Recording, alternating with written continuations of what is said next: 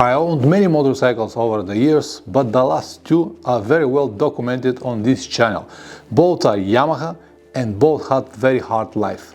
The first one, a Tenere 660, I sold at 193,000 kilometers. The second, this Tenere 700, is at 90,000 kilometers at the moment. Both had almost zero mechanical problems. In this video, I'm gonna share 7 secrets that I use to keep them alive. And at least 2 of them go against everything you have been told.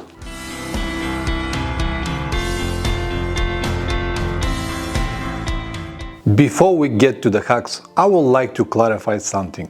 Reliability is something that not many people understand correctly. It does not mean doing nothing and expect miracles. It means doing what is necessary, not only for your model, but also for your riding style. Because the requirements might be completely different, and this is not written in your manual. Another, also very important factor to consider is that if you start with a reliable model instead of some kind of exotic, you will be already ahead of many others. And you will increase the chances of staying trouble-free significantly. Always remember that a beautiful design, the horsepower, or the features that you might have on your motorcycle mean nothing when it's stopped on the road. Now, with all of this in mind, let's finally start with the hacks. Number 1.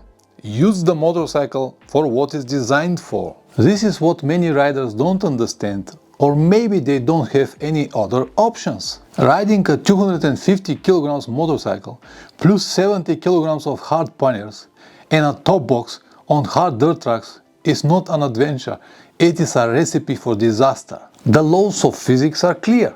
Something has to break, and it will break. It could be the motorcycle, but it could be you as well.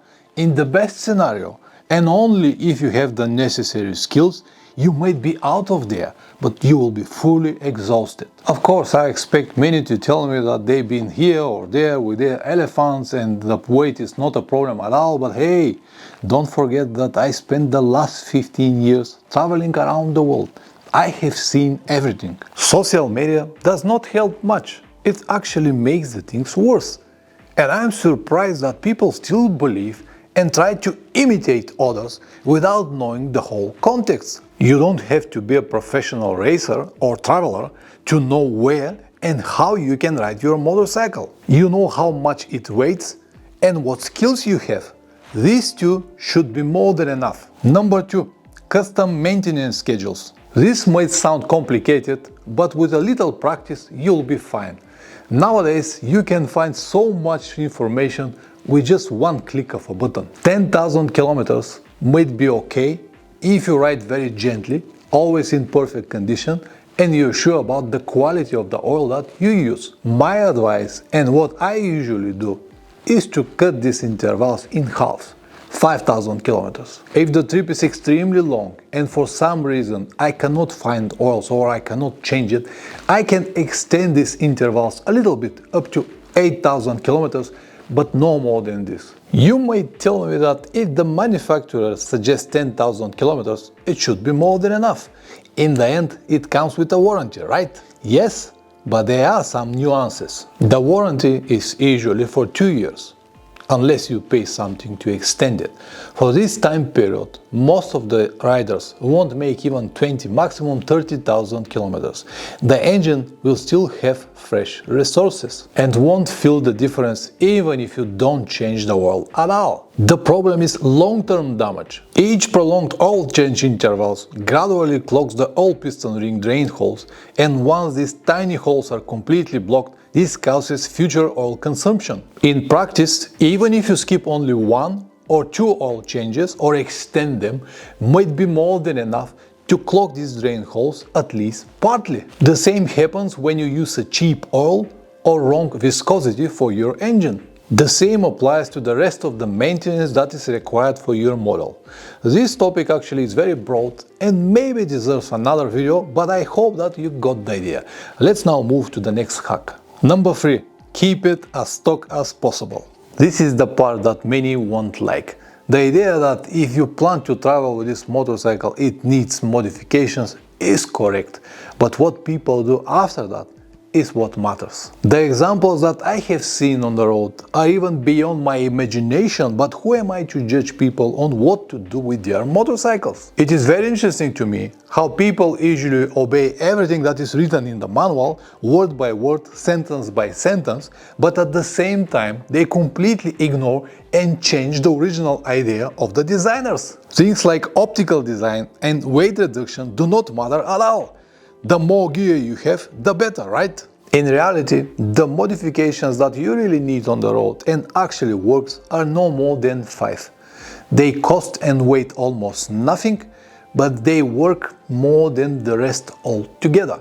I have a full video on this topic and you can watch it here if you haven't already. Number 4.